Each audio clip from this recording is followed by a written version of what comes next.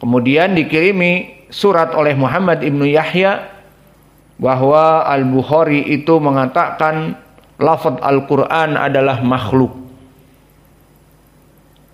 Maka berkata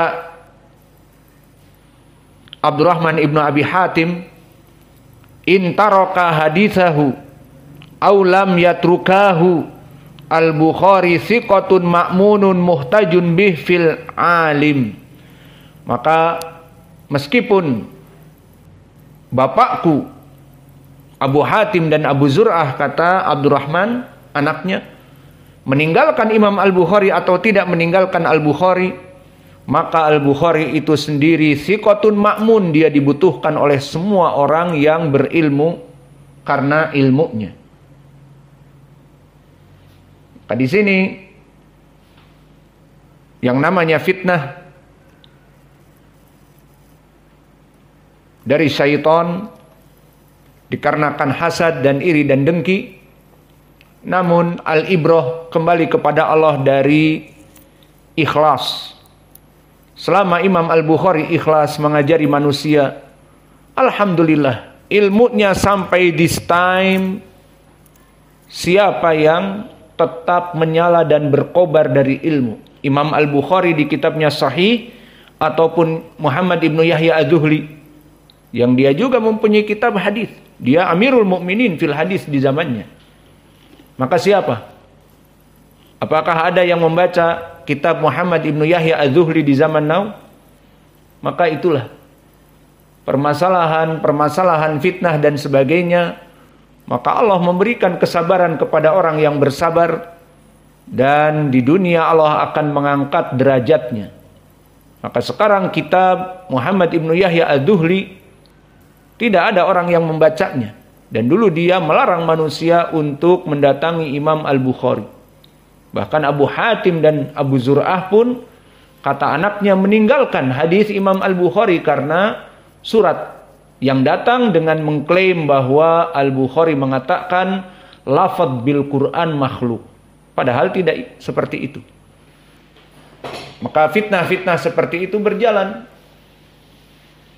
dimanapun berada, karena syaitan seperti di dalam hadis yang diriwayatkan oleh Imam Muslim dan Imam Ahmad dari Jabir bin Abdullah, inna syaitan au inna iblis qad ya'isa an yu'bada fi jaziratul Arab walakin at-tahris bainahum, bahwa iblis itu telah putus asa untuk disembah kembali seperti di zaman jahiliyah. Penyembahan iblis itu sudah tidak berharap lagi iblis. Namun dia mempunyai plan B, mempunyai rencana yang baik. Apa? Menghancurkan persatuan kaum muslimin. Maka sekarang kaum muslimin untuk dibawa kembali menyembah iblis itu mustahil di Arab.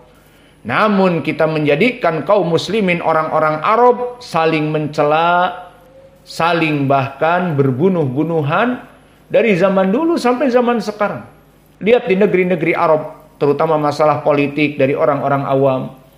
Mereka sibuk menggulingkan pemerintahannya. Seperti di Yaman, mulai dari kita keluar dari Yaman, bahkan sebelum keluar dari Yaman, sampai this time tidak ada presiden dan tidak ada persatuan. Dan begitu pun di Libya, dan begitu pun di Suria. Semua Arab di Mesir dalam keadaan tidak stabil. Di Irak, kenapa? Karena tahris bainahum. Dan apalagi di kalangan para tulabul ilm. Maka kami waktu hidup di Damaj pun heran, sama-sama menuntut ilmu dengan syekh kami Mukbil. Namun antara fulan tidak berbicara dengan fulan. Padahal dua-duanya mustafid. Dua-duanya Masya Allah mengajar. Kenapa ya si fulan tidak mau bicara dengan fulan? Fulan menuduh dia hizbi, fulan menuduh dia dakwahnya terlalu lembek dan sebagainya. Padahal sama-sama di Damaj. Maka Syekh Mukbil sering berbicara, ittaqullah, kalian takut kepada Allah. Di pondok-pondok pesantren syaitan itu lebih gencar dakwah mereka untuk tafriqul muslimin daripada di tempat-tempat awam seperti pasar, di jalanan, di diskotik dan sebagainya. Selalu Syekh menyebutkan seperti itu.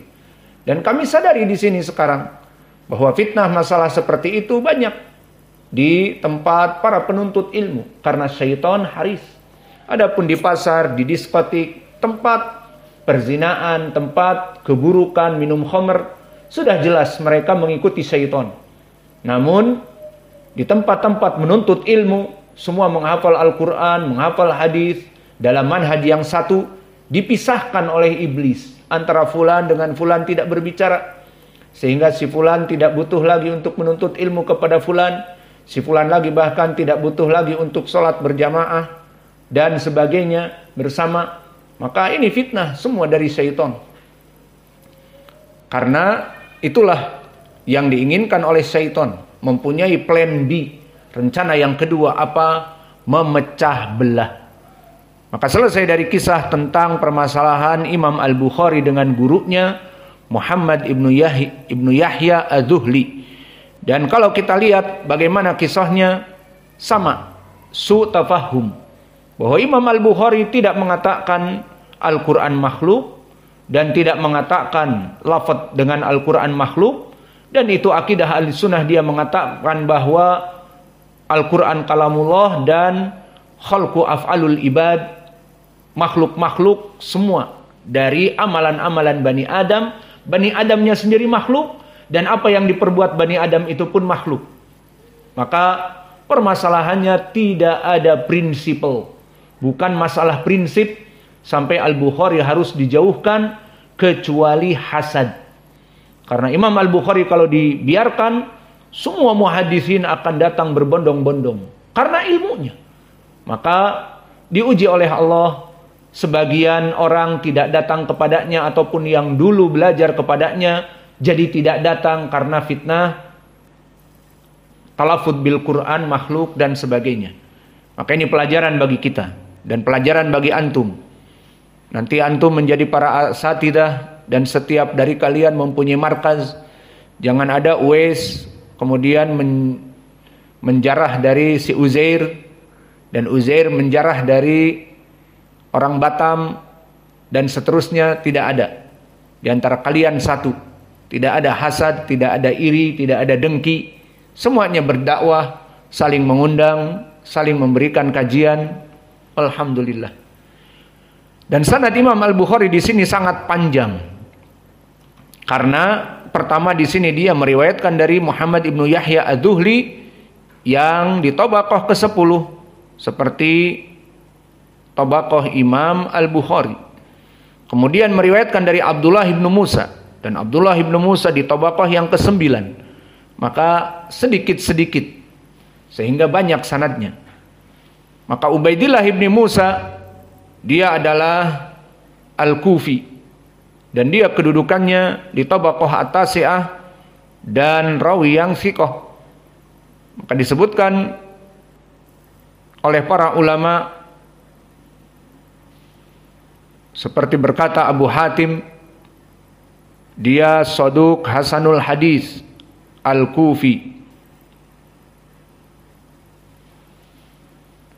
Wa qala aidha thiqah.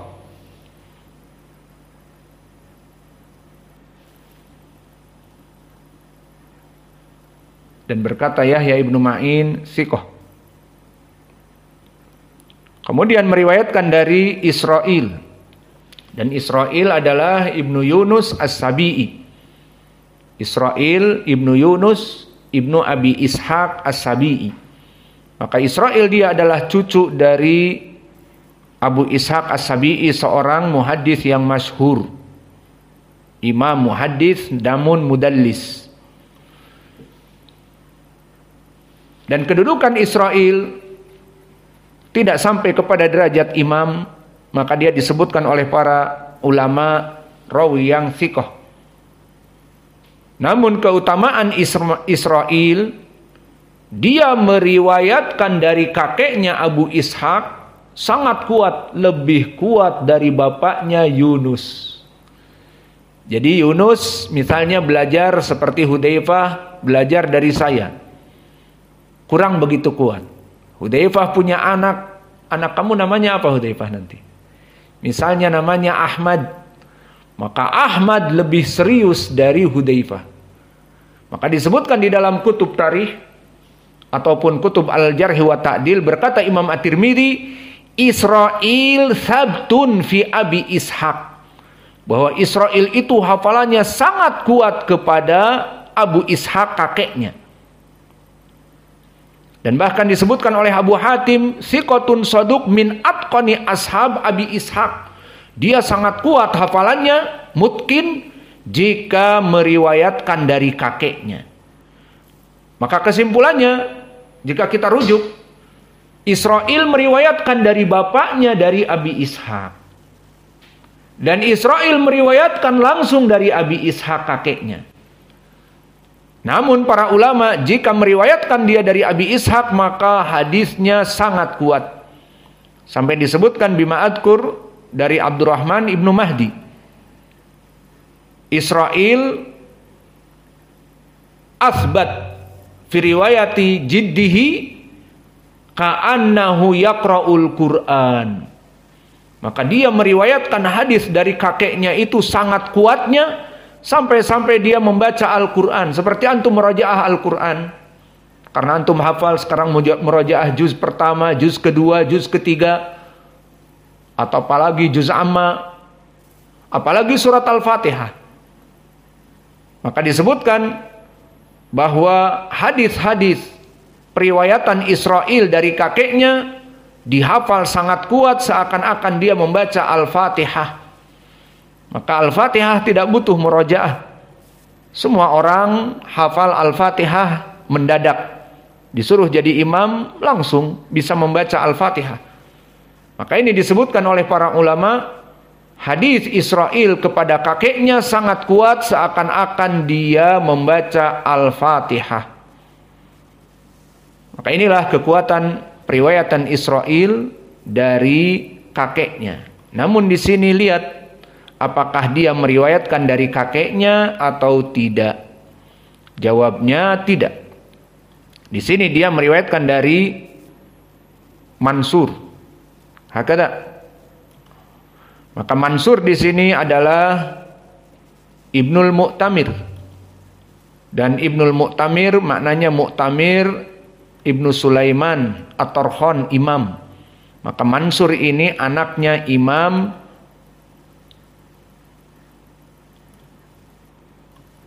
namanya Mu'tamir. Mansur Ibnu Al-Mu'tamir. Maka Mansur dalam keadaan rawi yang siqah. Mansur Ibnul Mu'tamir Ibnu Abdillah. Maka bapaknya Al-Mu'tamir. Dan dia adalah rawi yang siqah.